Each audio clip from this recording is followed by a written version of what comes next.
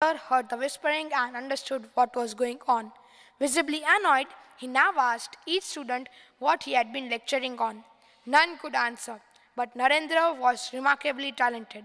His mind could work simultaneously on two planes. While he had engaged one part of his mind in talking, he kept the other half on the lesson. So, when the teacher asked him that question, he answered correctly. All of you except Narendra, stand up on your bench, as you couldn't answer my question correctly. Be quick, I don't have the whole day to be spared for you. All students stand on the bench. Narendra too stands up along with his classmates. Narendra, you can sit. You were listening to me attentively as you answered my question correctly.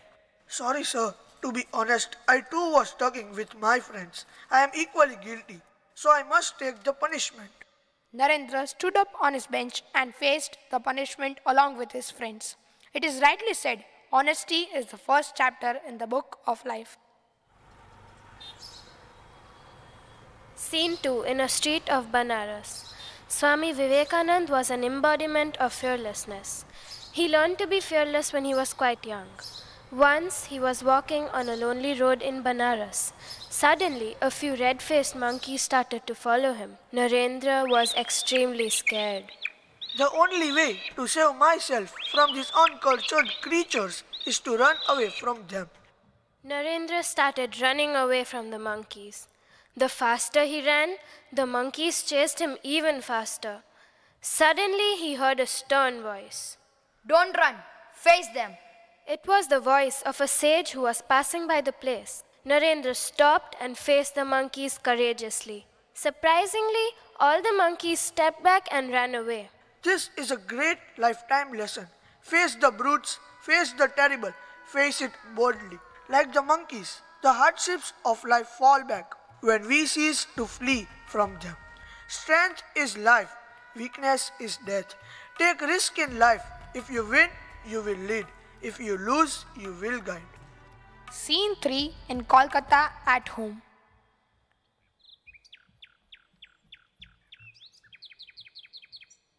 Ever since he was young, Narendra was inclined towards spirituality.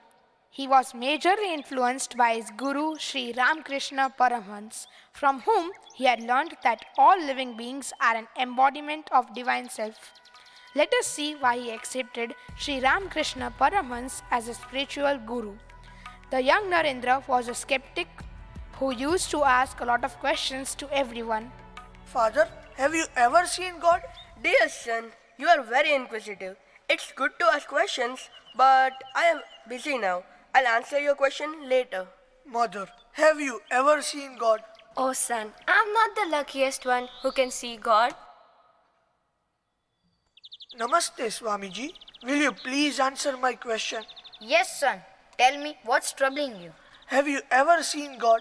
I wish I can, but it's not so easy to see God. I haven't yet seen him. Thus, it was very difficult for young Narendra to believe in God, as no one could answer him satisfactorily.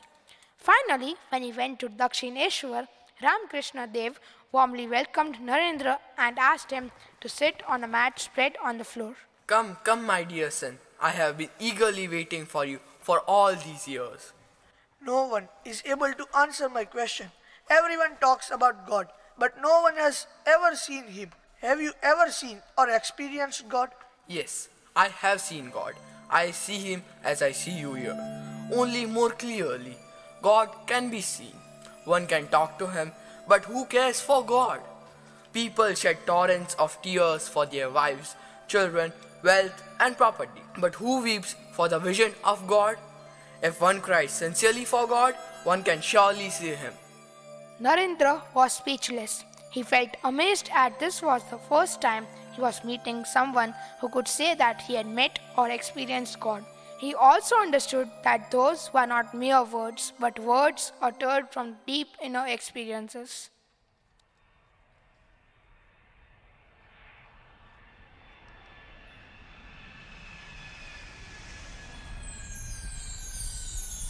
Scene 4.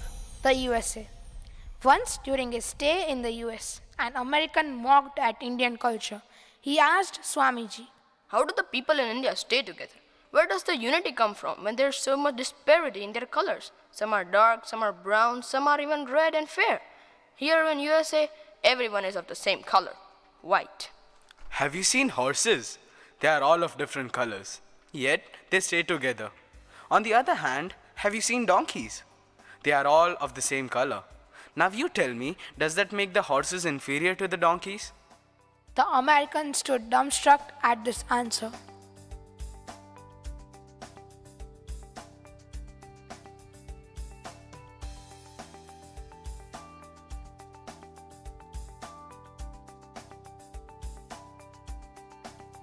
Scene 5, Chicago, the USA.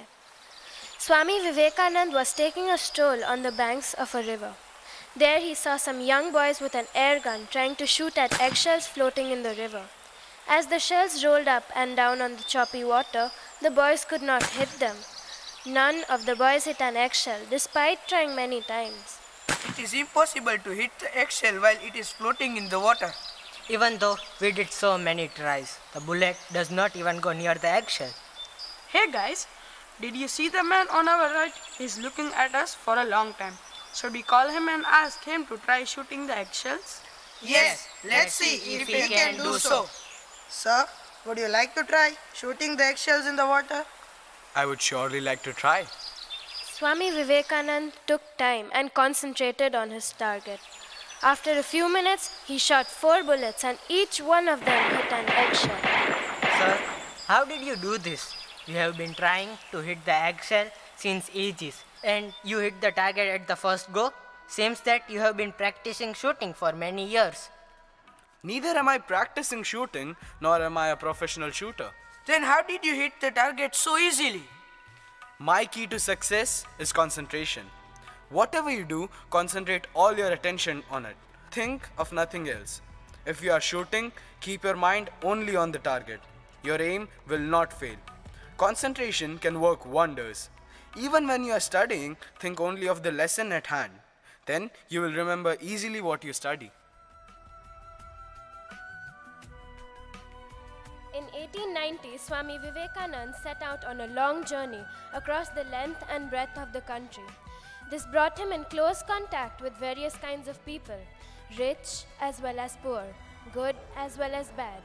He reached Kanyakumari, the southernmost tip of mainland India, in December 1892 and started to meditate on a lone rock. He meditated for 3 days. This rock has presently become popular as the Vivekananda Memorial. His greatest moment came when in 1893 he went to the United States and addressed the Conference of World Religions in Chicago. He mesmerized everyone with his speech.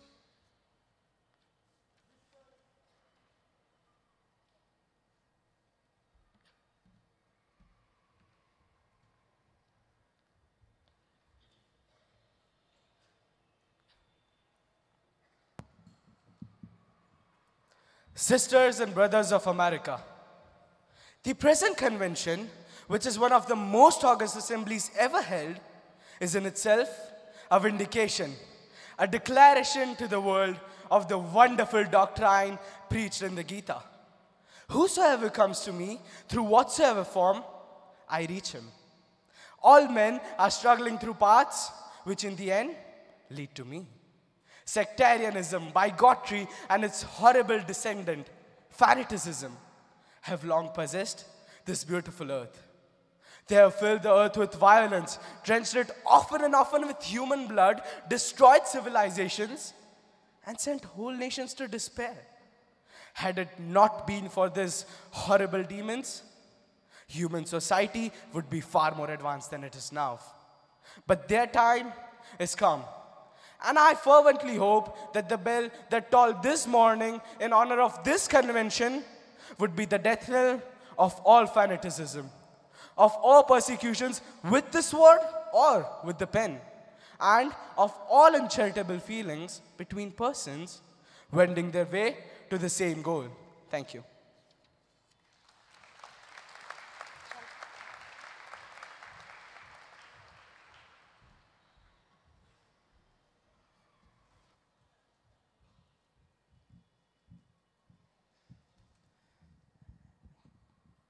May we have all the performers on stage, please?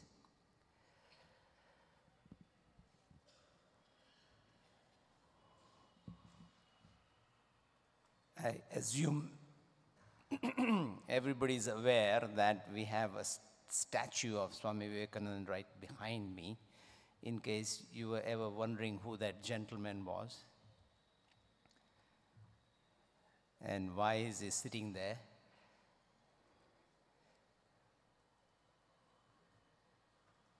Here, please.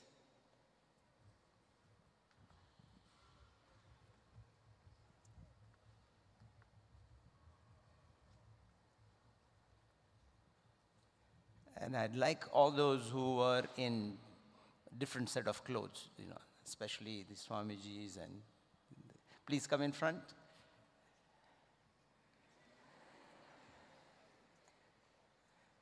Okay.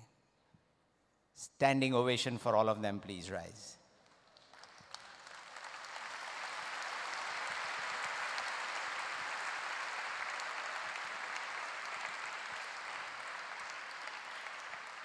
And a special round of applause for all those who were in some other costume, right? So they really deserve it.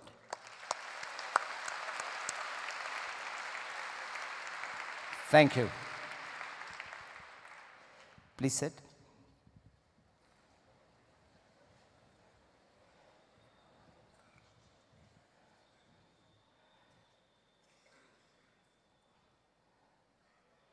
So we have these wonderful saints in our traditions, right? And Swami Vivekananda is one of the most powerful and also in many ways the least controversial, right? Which is why we gave him pride of place in our courtyard, right? So that each one of us, teachers and students included, are inspired by his life and the many things that he did so differently.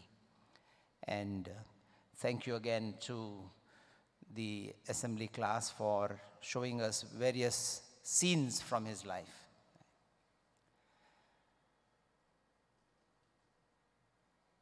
There is a little bit of Swami Vivekananda in each one of us. That we are all capable of doing the many things that he did.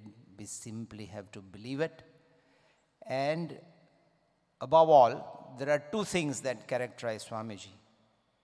And made lots of speeches, but two of the most important ones that he highlighted: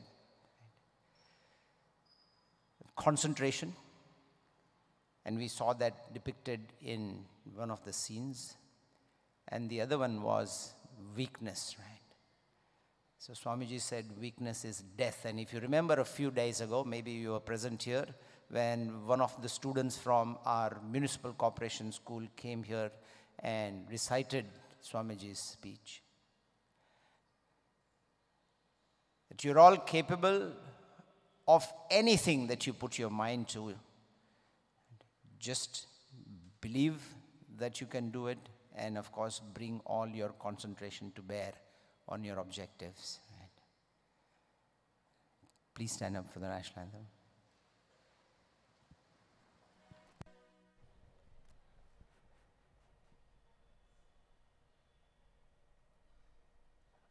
This morning, we also had Jitu sir singing one of our favorite and most favored bhajans from many, many years, right?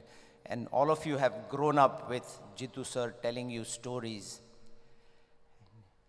And we were honored to have him here sing the Swami Vivekananda bhajans. And a round of applause for Jitu sir, please.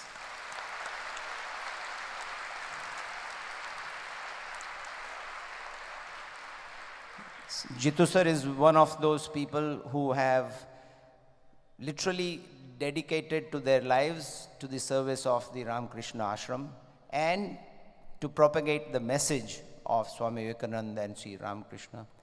And he thought that it was worth spending literally almost his entire adult life in our school passing on these very positive messages to all of you. So much to thank him for. And Assembly, Savdhan.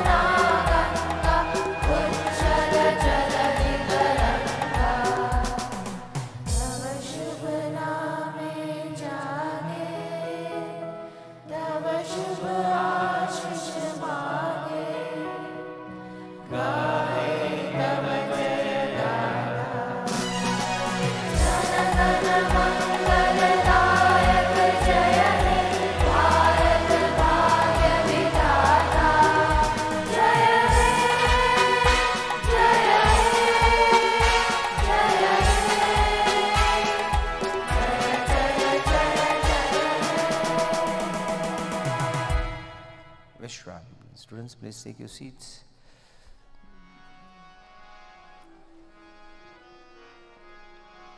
And please hold the latecomers in the reception area. And those of you sitting under the building, you please remain back as well.